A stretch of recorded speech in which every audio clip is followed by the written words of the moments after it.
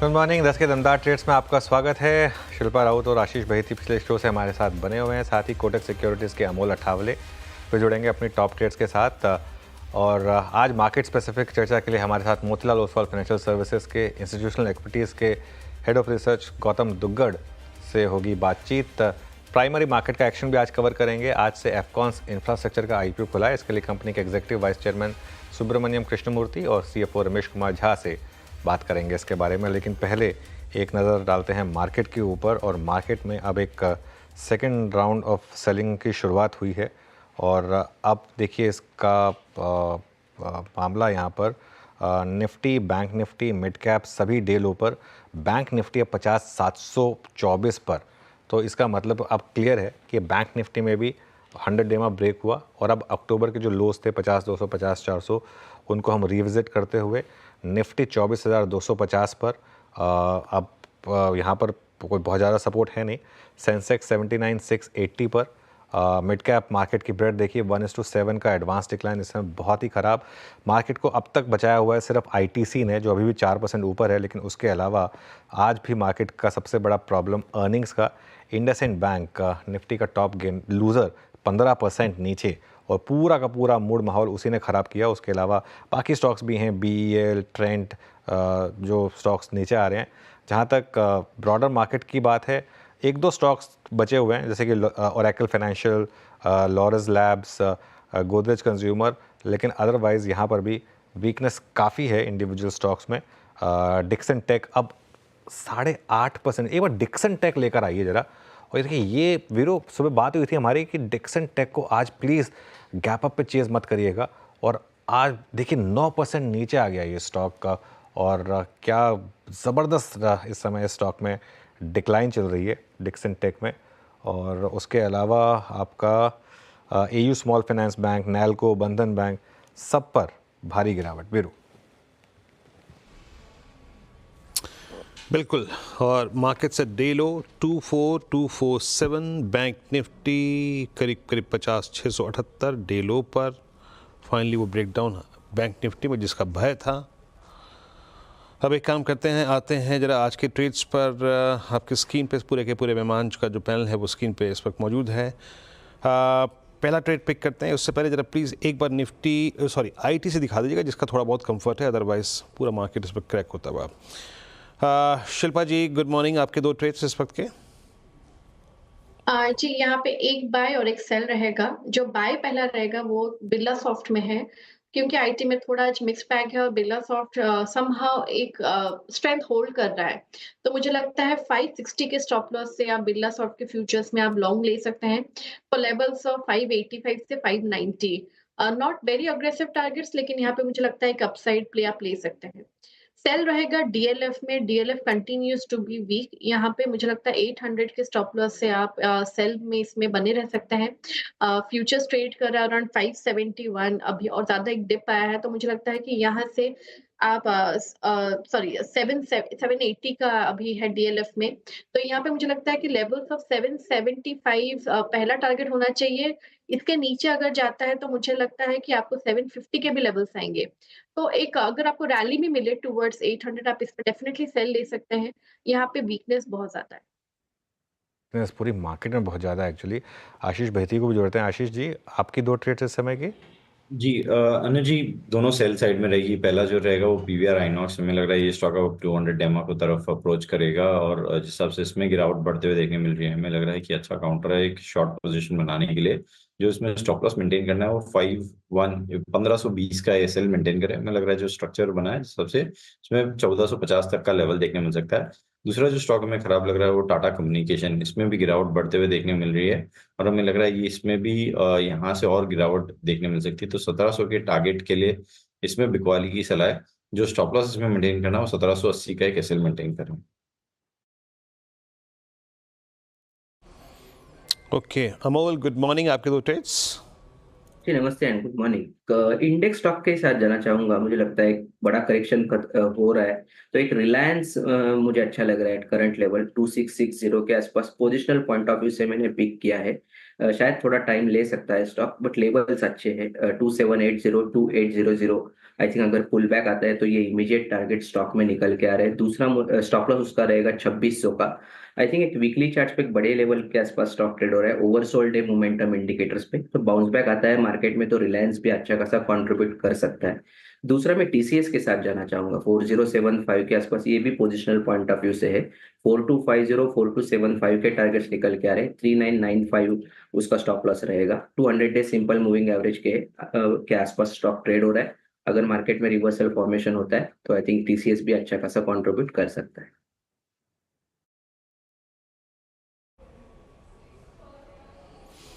Okay, 2 trades आपके यहाँ पे भी हो गए और अभी यहाँ पे 6 ट्रेड्स पूरे हो चुके हैं। निफ्टी डेरो बैंक निफ्टी करीब 50,748 पे। एक दो स्टॉक्स और स्पॉट कर लेते हैं, फिर आगे की चर्चा में बढ़ेंगे। जहाँ पे स्ट्रेंथ है अभी भी दिवीज लैब लेके आइए। प्रकाश सर ने सुबह सुबह ट्रेड पिक किया था और ये अभी भी 5790 पे। शिल्पा जी, दिवीज लैब पे आपका टेक, कैसे अप्रोच कर रहे हैं आप दिवीज को 50 रुपये ऊपर? बिल्कुल अगर कहीं पे थोड़ा सा आज कंफर्ट है तो मुझे लगता है वो फार्मा में ही है। तो डीवी स्लैब में यहाँ पे मुझे लगता है टुवर्ड्स 5850 से लेके 5900 इसका पहला टारगेट है। इसके ऊपर जाता है तो मुझे लगता है 6000 के भी लेवल्स आएंगे। तो आपको यहाँ पे थोड़ा सा डीप स्टॉप लॉस रखना पड़ेगा बिकॉज मार्केट थोड़ा वॉलेटाइल है। तो यहाँ पे 5720 का स्टॉप लॉस मेंटेन कीजिए and look for targets of 5850 से 5900। ओके, एक बार निफ्टी का चार्ट लेकर आइए ज़रा स्क्रीन पर। और 24,268 लो था 24,244। तो थोड़ी सी मामूली सी, बहुत मामूली सी, स्क्रीन पे दिखेगी भी नहीं, वो रिकवरी है। लेकिन पहला पहला ग्रीन बार बना है पूरे दिन का, पहला ग्रीन बार निफ्टी पर। अगर आप 5 मिनट की कैंडल देखेंगे तो पहला ग्रीन बार बना है। अब देखते हैं वो टिकता है या नहीं, क्योंकि दिक्कत सारी मार्केट की उस ग्रीन बार के टिकने में है। वो नॉर्मली टिक नहीं पा रहा है, इसकी वजह से आ रही है दिक्कत। लेकिन एक पहला ग्रीन बार यहाँ पर इंटरडे में निफ्टी पर आपको बनता हुआ दिखाई देगा। आज सेंसेक्स की भी वीकली एक्सपायरी है। सेंसेक्स 79,750 पर। लेकिन टेक्सचर तो वीक है, लेकिन एटलीस्ट जैसे मैं कह रहा हूँ पहला ग्रीन बार एक बार निफ्टी पर बना है। अभी भी 130 पॉइंट खैर नीचे हैं। डिक्सन टेक 8.5% नीचे। यहाँ पर अब फ्रेश व्यू क्या होगा शिल्पा जी डिक्सन टेक पर? जी बिल्कुल अनुज जी, जैसे शो के स्टार्ट में हमने बोला था कि गैप अप तो चेज़ करना ही नहीं है, लेकिन ऐसा सेल ऑफ आएगा ये थोड़ा अनएक्सपेक्टेड था। लेकिन यहाँ पे अगर 13,200 इसका भी एक सपोर्ट बनता है, 13,200 होल्ड करता है, देन डेफिनेटली यहाँ पे एक रिवर्सल भी वैसे ही शार्प आएगा। बट अभी के लिए I will still not expect anybody to go long right now. थोड़ा वेट कीजिए, 13,200 300 की तरफ आप बाई कीजिए ताकि आपका स्टॉप लॉस 100 रुपए का ही रहे, ज्यादा नहीं। वो टिक जाता है तो आपको बहुत क्विक टुवर्ड्स अगेन 14,500 से 15,000 का इसका एक अपमूव मिल जाएगा। ओके, डिक्सन मूव अच्छा दे रहा है और मतलब द डाउन साइड। और जहाँ जहाँ पे स्ट्रेंथ है उसमें मैक्स फाइनेंशियल्स को देखिए 1300 पे हो गया और 3 दिन में इसने क्या मूव दिया है। आशीष बैती जी, अब यहाँ पे बात लॉन्ग की नहीं है, बात यह है कि अपने जो लॉन्ग ट्रेड्स के प्रॉफिट्स हैं उनको प्रोटेक्ट करना है या फिर टाइमली बुक भी करना है। आपका व्यू मैक्स फाइनेंशियल्स पे? Virendra ji, considering market volatility, हमें हमारी व्यू रहेगा कि मैक्स फाइनेंशियल में इन लेवल्स पर भी एक बार प्रॉफिट बुक कर ले, क्योंकि इस हफ्ते में करीब करीब 8.5% का मूव स्टॉक में आ चुका है और स्टॉक ने 52 वीक हाई पे ट्रेड कर रहा है। तो जहाँ मार्केट में इतनी वॉलेटिलिटी है, शायद इसमें भी प्रॉफिट टेकिंग देखने मिल सकती है। तो इन लेवल्स पे बुक करें, लेकिन नीचे लेवल पे जरूर वापस ऐड किया जा सकता है इस स्टॉक को। ओके, चलिए अब एक काम करते हैं, एक आईपीओ की बात करते हैं। मीनवाइल निफ्टी बस अब डे लो पर वापस आया, तो रैली टिकी नहीं और अब यहाँ पर एक वापस शायद एक सेल ऑफ की शुरुआत हुई हो। 24,245 पर आ गए अब हम। शपोजी पलोंजी ग्रुप की कंपनी एपकॉन्स इंफ्रास्ट्रक्चर का करीब 5,400 करोड़ रुपए का आईपीओ आज से खुला है। कंपनी इंफ्रास्ट्रक्चर इंजीनियरिंग और कंस्ट्रक्शन के कारोबार में है। आईपीओ कारोबार और आगे के रोड मैप पर बात करने के लिए हमारे साथ कंपनी के executive vice chairman Subramaniam Krishnamurthy और सीएफओ रमेश कुमार झा जुड़े हैं। गुड मॉर्निंग, आप दोनों का बहुत बहुत स्वागत है हमारे स्टूडियो में और हमारे साथ स्टूडियो में जुड़ने के लिए आपका शुक्रिया। ये जो आपका आईपीओ आ रहा है, इसमें एक जो कंसर्न दिखाई जा रही है वो ये है कि प्रमोटर्स बहुत ज़्यादा इसमें माल छोड़ रहे हैं बाय ओएफएस। क्या कंपनी को इस समय इक्विटी कैपिटल की बहुत ज़्यादा ज़रूरत है जो इतना बड़ा साइज़ का आईपीओ आ रहा है? आपसे शुरुआत करता हूँ सर। कंपनी का आईपीओ का 2 रिक्वायरमेंट्स है। एक ओनर्स उनका डेट पैर करना चाहते हैं, इसके लिए ऑफर फॉर सेल कर रहे हैं। एंड कंपनी के ग्रोथ रिक्वायरमेंट के लिए एक प्राइमरी पोर्शन है which is 1250 crores and that's how it is structured now. Okay नहीं सर, मैं जो सवाल अगर आप इसका जवाब दे सकें, क्योंकि एक 18, 17 और 18 अक्टूबर को प्रमोटर्स ने एक अंडरटेक किया था 6.4 करोड़ शेयर्स बेचने का, और 463 रुपीज़ पर शेयर पर, और उसी दिन कुछ इंडिविजुअल्स को शेयर्स बेचे गए थे करीब 417 रुपये पर शेयर पर। तो ये क्या मतलब, ऑलरेडी प्रमोटर का स्टेक शायद आईपीओ से पहले ही थोड़ा सा ऑलरेडी नीचे आ चुका है, अब आईपीओ में और नीचे आएगा, और अब मेरे ख्याल से प्रमोटर का स्टेक सिर्फ 50% रह जाएगा, तो बहुत ज़्यादा डाइल्यूशन हो जाएगा। सो ये जो प्लान है प्रमोटर्स का, उनका जो ओवरऑल डेट है ग्रुप का, सो उस ग्रुप का जो डेट है उसको लिक्विडेट करने के लिए जो एक ओवरऑल प्लान है, उस प्लान के तहत एफकॉन्स में मोनेटाइजेशन उन्होंने किया है। एंड ये जो भी मोनेटाइजेशन हो रहा है is very much part of जो उन्होंने प्लान करके रखा हुआ था उसके तहत।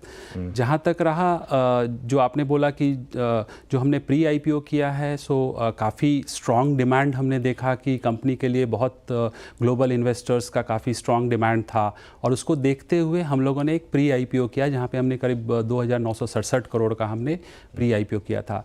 इम्पॉर्टेंटली उसमें काफ़ी सारे ग्रुप के सीनियर एग्जीक्यूटिव्स, कंपनी के सीनियर एग्जीक्यूटिव्स, उन्होंने उसमें पार्टिसिपेट किया था। सो एम्प्लॉयज़ को सिंस हमने आईपीओ में 10% का डिस्काउंट दिया है 44 रुपीज़ का, सिमिलर लाइंस पे हमने जिन एम्प्लॉयज़ ने प्री आईपीओ में पार्टिसिपेट किया था उनको हमने 417 रुपये में बेचा। बाकी जो इंस्टीट्यूशनल इन्वेस्टर्स थे उनको हम लोगों ने 463 पे बेचा था। ओके तो नहीं, लेकिन मेरा सवाल ये है कि इतना डाइल्यूशन क्या थोड़ा सा कंसर्निंग नहीं है कि सीधा आप 50% पर आ जाएंगे प्रमोटर्स? तो प्रमोटर्स इसके पहले उनका कंपनी में 99.5% का स्टेक था, और इस डाइल्यूशन के बाद में भी वो मेजॉरिटी मेंटेन करेंगे। सो किसी भी प्रमोटर के लिए आज अगर उनका जो डेट रिपेमेंट का जो प्लान है उस प्लान के तहत ही उन्होंने लिक्विडेट किया है। ओके तो कंपनी की पहले कितनी डेट थी और आईपीओ के बाद फिर कितनी हो जाएगी यहाँ पर डेट? जहाँ तक कंपनी के डेट का सवाल है, सो हमने मार्च 24 जो क्लोज किया था 2450 करोड़ के डेट ग्रॉस डेट था, और नेट डेट हमारा करीब 1800 करोड़ के नीचे था। और जो फ्रेश इशू जो हम लोग कर रहे हैं उसमें से 1250 करोड़ कंपनी में आ रही है, उसमें से करीब 600 करोड़ हम लोग डेट रिपेमेंट के लिए यूज़ करने वाले हैं। सो कंपनी का जो डेट है मार्च 24 का जो हमारा डेट इक्विटी का प्रोफाइल था वो करीब 0.5 था, और ये पैसा आने के बाद में हम लोग सब्सटैंशियल इम्प्रूवमेंट देख रहे हैं कि डेट प्रोफाइल में होगा। ओके लेकिन इसके बाद भी जो ओवरऑल डेट है उसका करीब 20% ही आई थिंक रीपे किया जा रहा है शायद, जो ओवरऑल डेट है आपका इस आईपीओ के थ्रू। नहीं सर, आप कंपनी की बात कर रहे हैं या ग्रुप की बात कर रहे हैं?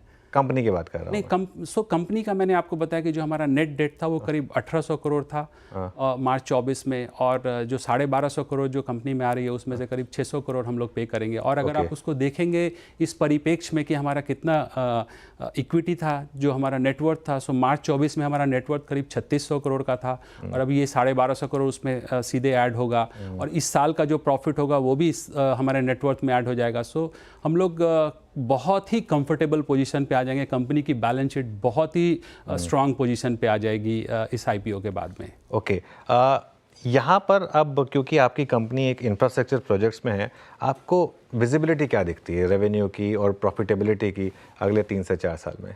सो अगर आप देखेंगे कंपनी का जो ग्रोथ ट्रेजेक्ट्री रहा है वो काफ़ी अच्छा रहा है। हम लोगों का जो प्रोजेक्ट सिलेक्शन का क्राइटेरिया रहा है वो काफ़ी अच्छा रहा है। आप देखेंगे अगर हमारा प्रोजेक्ट प्रोफाइल देखेंगे, जैसे हमने चेनाब जैसा ब्रिज किया है जो कि वर्ल्ड का tallest single arc rail bridge है, हमने अटल टनल किया है जो कि at that altitude highest motorable tunnel है। भारत में हमने पहली बार एक अंडर वाटर टनल किया कलकत्ता मेट्रो के तहत। हमने फर्स्ट टाइम पटना में जो MG सेतु ब्रिज है जहाँ पे पहली बार ऐसा ट्राई किया गया कि कंक्रीट सुपरस्ट्रक्चर को रिप्लेस किया जाए स्टील सुपरस्ट्रक्चर के तहत। सो इस तरीके के प्रोजेक्ट हमने किए हैं, एंड कंपनी ये सब complex challenging one of its kind project करने के बावजूद भी काफ़ी अच्छा ग्रोथ की है। तो तो उस हिसाब से अगर आप देखेंगे तो आज की तारीख में हमारे पास में काफ़ी स्ट्रॉन्ग ऑर्डर बुक है। हमने मार्च 24 क्लोज किया है करीब 31,000 करोड़ के ऑर्डर बुक के साथ में। इस वित्तीय वर्ष के दौरान हम लोगों ने जो, अगर हम L1 ऑर्डर इंक्लूड करें तो हमने करीब 19,000 के ऊपर का ऑर्डर बुकिंग ऑलरेडी हो चुका है।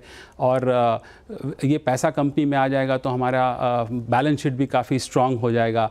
तो इस हिसाब से मुझे ऐसा लगता है कि कंपनी बहुत ही स्ट्रॉन्ग पोजीशन में है ग्रोथ करने के लिए। ओके सर, आपकी कंपनी की यूएसपी क्या है? क्योंकि मैं सवाल पता किस लिए पूछ रहा हूँ कि शापोजी पल्लंजी ग्रुप से जो पिछला आईपीओ आया था उसने इन्वेस्टर को पैसा बहुत ज़्यादा बना के दिया नहीं, तो एक थोड़ा सा एक डर है कि क्या इस आईपीओ में इन्वेस्टर को पैसा बनेगा। आपके हिसाब से क्या एक यूनिक प्रपोजिशन है जिसके वजह से इन्वेस्टर्स को आपके आईपीओ में पैसा लगाना चाहिए? हमारा ट्रैक रिकॉर्ड आप देखेंगे, whatever we are committed we have always fulfilled to that. Okay. And maximum value creation and maximum satisfaction for the stakeholders is a stated mission of the company, and that has been reflected in the pre-IPO, that has been reflected in the anchors. All the best of the investors have participated in that. So there is a high expectation and high trust on the Afcons management. अनुज जी, इसमें मैं just add करना चाहूँगा कि ये इस company का जब से सापुजी पालन जी ने एक्वायर किया था, आई थिंक मिस्टर साइरस मिस्त्री, लेट साइरस मिस्त्री बहुत ही इंस्ट्रूमेंटल थे इस कंपनी को एक्वायर करने में, और इनिशियल के काफ़ी साल तक वो हमारे चेयरमैन रहे थे। तो उन्होंने इस कंपनी को इस तरीके से बनाया बढ़ाया था, उन्होंने इस कंपनी को इंडिपेंडेंटली मैनेज करने दिया, रन बाय प्रोफेशनल्स। तो आज हमारी कंपनी अगर आप देखिएगा तो हम लोग प्रोफेशनली मैनेज कर रहे हैं कंपनी को, और कंपनी का जो ट्रैक रिकॉर्ड है, जो हम लोगों ने ऐसे यूनिक मार्की प्रोजेक्ट्स डिलीवर किए हैं, वो जताता है कि कंपनी बहुत कुछ अच्छे प्रोजेक्ट्स कर सकती है। ओके, एक आखिरी सवाल, ये आईपीओ के बाद जैसा हमने कहा कि प्रमोटर्स का स्टेक करीब 51% पर आ जाएगा, उसके बाद तो आप मार्केट टैप नहीं करेंगे उसके बाद अगले 1-2 साल में? ये कंपनी जो है ये सापुजी पालन जी ग्रुप की फ्लैगशिप कंपनी है, उनके लिए क्राउन ज्वेल है, एंड वो लोग यहाँ पे मेजॉरिटी मेंटेन करना चाहेंगे। सो आई थिंक इसके बाद में मुझे नहीं लगता है कि कुछ भी हम लोग ऐसा मार्केट में आने वाले हैं। ओके, चलिए खैर, वैसे आपने जैसा आपने कहा कि आपका जो प्रोफाइल है, रेवेन्यू प्रोफाइल और जो ट्रैक रिकॉर्ड है वो आपके पीयर से बेटर है, तो आपको मैं विश करूँगा ऑल द बेस्ट इस आईपीओ के लिए, और लिस्टिंग के बाद आपसे दोबारा बातचीत होगी तो थोड़ा और नंबर्स के बारे में बात करेंगे। आज हमारे साथ जुड़ने के लिए बहुत बहुत शुक्रिया और ऑल द बेस्ट आपको। थैंक यू वेरी मच, धन्यवाद। Thank you. चलिए अब आगे बढ़ते हैं और हमारे साथ मोतीलाल ओसवाल फाइनेंशियल सर्विसेज के इंस्टीट्यूशनल एक्टिविटीज़ के head of research Gautam Duggar जुड़े हैं, उनसे समझते हैं अभी मार्केट में क्या करना है। Gautam ji, good morning. गौतम जी बताइए, मार्केट में इतना पैनिक क्यों है? क्या ये पूरा अर्निंग्स का प्रेशर है? Good morning Anuj, thanks for having me. नहीं, मुझे नहीं लगता इसको पैनिक कहा जाएगा अनुज, बिकॉज अभी भी हम केवल 7-8% ही टॉप से डाउन है for mid cap index, for Nifty also 6-7%. Yes, there has been some accelerated fall in some of the overbought and overhyped sectors which have done exceedingly well in the last 2 years. तो वहाँ पे थोड़ा correction जरूरी था होना, अब उसका कोई टाइमिंग प्रेडिक्ट नहीं कर सकता था। बस हमने देखा है कई बार, हमारे पिछले कन्वर्सेशंस में भी आपको बोला था कि मिड कैप स्मॉल कैप के जो वैल्यूएशंस है बहुत प्रीमियम पे है। मतलब मिड कैप इंडेक्स भी ही 35 हो गया था, which was at 60% premium to Nifty. Within that कुछ सेक्टर्स के पी 70-80 हो चुके थे, और उतना अर्निंग्स में पेस दिख नहीं रहा है। अर्निंग सीजन की शुरुआत बहुत ही सॉफ्ट हुई है, और जहां भी अर्निंग्स एक्सपेक्टेशन से कम आई है इस क्वार्टर में हम देख रहे हैं, और ये पहली बार दिख रहा है इस पूरे पिछले 5-6 क्वार्टर्स में कि जहां अर्निंग्स मिस हुआ है उस कंपनीज को काफी पनिश किया जा रहा है। टिल अबाउट लास्ट क्वार्टर अगर आप देखें अनुज, तो अर्निंग्स मिस पे इतना ज्यादा पनिशमेंट नहीं मिल रहा था। अभी पिछले 8 दिन में आप देखिए जहां जहां अर्निंग्स आई है और अर्निंग्स मिस हुई है, how the market has reacted on those stocks. तो थोड़ा बहुत ये करेक्शन जरूरी भी था, वैल्यूएशंस को थोड़ा सा सैनिटी पे ले आएगा ये, और ऑफ कोर्स ये बात तो है कि FY25 के अर्निंग्स बहुत सॉफ्ट है। हमारा ये साल का अनुमान केवल 7% अर्निंग्स ग्रोथ का है। पहली बार हमने 4% अर्निंग्स कट भी देखा है इस बार। हालांकि वो 4% अर्निंग्स कट 80% उसमें से केवल 4 कंपनीज के वजह से आया है, बट फिर भी 7% earnings growth on a full year FY25 basis will be the first single digit earnings growth in 5 years। तो काफी अच्छा है, थोड़ा बहुत ये मार्केट को लाइट करेगा। जो एकदम रिलेंटलेस एकदम लीनियर तरीके से मार्केट बढ़ रहा था, करेक्ट होना बहुत जरूरी था, और ये काफी अच्छी बात है कि थोड़ा मार्केट में करेक्शन आ रहा है। नहीं, लेकिन थोड़ा करेक्शन नहीं आ रहा है गौतम जी, अब लोगों की चीखें निकल रही हैं। आज मिड कैप मार्केट देखिए, अब 2% इंडेक्स नीचे आ गया, और गौतम जी स्टॉक्स तो 40-40, 50-50% गिर गए हैं। ऑब्वियसली अच्छे स्टॉक कम गिरे हैं, लेकिन कई लोगों के पोर्टफोलियो स्टॉक्स 40-50% गिरे हैं। ये कोविड के बाद से जो मार्केट गिरी, कभी इतनी बड़ी करेक्शन हमने देखी नहीं है। तो बड़ा सवाल ये उठता है कि जो रिटेल पूरा इस मार्केट को संभाल के रखे हुए था, क्या अब वो थोड़ा पैनिक करना शुरू करेगा यहाँ पर? नहीं, मुझे लगता नहीं है अनुज, बिकॉज जो स्टॉक्स 40% गिरे हैं वही स्टॉक पिछले 2 साल में 10 गुना बढ़े भी है। तो तब लोगों ने सेलिब्रेशंस की चीखें निकाली थी। थोड़ा बहुत करेक्शन हो रहा है तो उसमें सी आपने सही कहा कि जो फंडामेंटली स्ट्रॉन्ग स्टॉक्स है जहाँ पे earnings, cash flow, balance sheet, ROE ये सब ठीक ठाक है, वहां उतना करेक्शन नहीं हुआ है। बट जहाँ केवल पी रेटिंग हुआ था बिना अर्निंग्स के, उन सब स्टॉक्स में करेक्शन बहुत जरूरी है। जैसे कई सारे पीएसयू स्टॉक्स है जो 8-8, 10-10 गुना बढ़ गए थे पिछले 1.5 साल में। हमने जुलाई में जब आपसे बात की थी, मैंने कहा था कि डिफेंस सेक्टर का पूरा मार्केट कैप जो 1 लाख करोड़ होता था जुलाई 2021 में, वो जुलाई 2024 में 11 लाख करोड़ हो गया था। तब 11 गुना मार्केट कैप बढ़ा था, जबकि प्रॉफिट 2.5 गुना बढ़ा था। सो जो ट्रेलिंग पी 12 होता था वो 65 हो गया था डिफेंस में। वो जुलाई से अभी तक 11 लाख का ऑलरेडी 8 लाख हो चुका है। बट फिर भी अभी भी पी 46-47 है, right? So it is still very expensive. Same thing applies to railway stocks, where market cap 1 lakh crore से जुलाई 21 में, जुलाई 24 में 7 लाख करोड़ हो गया था। वो 7 लाख करोड़ का जुलाई से लेके अभी तक लगभग 3 महीने में 5 लाख करोड़ हुआ है। बट पी अभी भी लगभग 40-45 के बीच वहां पे भी चल रहा है। तो हो सकता है थोड़ा और करेक्शन है या अर्निंग्स को आगे आना होगा। जहां तक ब्रॉडर मार्केट का सवाल है, वैल्यूएशंस अभी भी महंगे हैं और अर्निंग्स यहां से मॉडरेट हुई है FY25 के लिए। हाँ, FY26 के एक्सपेक्टेशंस अच्छे हैं, बट जब तक earnings versus valuations, specially in broader market, Nifty में मुझे कोई प्रॉब्लम नहीं दिखता है। टॉप 100 लार्ज कैप्स के वैल्यूएशंस में मुझे कोई बहुत ज्यादा प्रॉब्लम नहीं दिखती है। बट ब्रॉडर मार्केट जहां पे पिछले 3-4 साल से भयंकर री रेटिंग हुई है, और जब पहला साल हम अब देख रहे हैं अर्निंग्स मॉडरेट हो रही है, तो बहुत लाजमी बात है कि वैल्यूएशंस भी थोड़े करेक्ट हो गए। इसी के चलते हमने जुलाई में ही हमारे पोर्टफोलियो में लार्ज कैप्स का वेट बढ़ाया था और अक्टूबर में उसका वेट और ज्यादा बढ़ा दिया है। तो अभी अगर आप हमारा मॉडल पोर्टफोलियो देखेंगे तो लगभग 75% इज लार्ज कैप्स और 25% mid cap plus small cap है। हमने आईटी का वेट पिछले 6 महीने में दुगना कर दिया, 8% से 15%। हमने प्राइवेट बैंक्स को अंडरवेट से ओवरवेट किया था। हमने कंजम्पशन में भी डिस्क्रिशनरी साइड में थोड़ा सा वेट कम किया था, given where the valuations were. IT में, फार्मा में वेट बढ़ाया। तो थोड़ा बहुत पोर्टफोलियो का भी पोजीशनिंग हमने वैल्यूएशंस को देखते हुए डिफेंसिव करके रखा था। अच्छा गौतम जी, मैं आ ही रहा था इस स्पेस पे। मतलब मुझे याद है अच्छे से, जब वो चुनाव के नतीजे थे, जब डिप आया था बाजार में, उसके बाद वो 3 महीने का फेज़ जो रहा ना, वो जून, जुलाई, अगस्त का, उसमें बाजार ने एफएमसीजी को बहुत स्ट्रांगली एक्यूमुलेट किया था और एक वर्टिकल राइज का 3 महीने का फेज़ देखा हमने। बट क्वार्टरली अपडेट्स, नंबर्स के बाद सबसे सिवियर प्राइस डैमेज एफएमसीजी में हुआ है, और ये इसके एंटायर करियर का सिंस इंसेप्शन सबसे टफेस्ट मंथ है। इस लिक्विडेशन को, इस प्राइस फॉल को, इस पी कूल ऑफ को आप कैसे देख रहे हैं? क्या व्यू रहेगा एफएमसीजी पे इस वक्त आप? Good morning Virendra ji. सी देखिए, कंज्यूमर स्पेस में क्या हुआ है कि एक एक्सपेक्टेशन बन गया था कि बारिश की वजह से नंबर बहुत अच्छे आएंगे।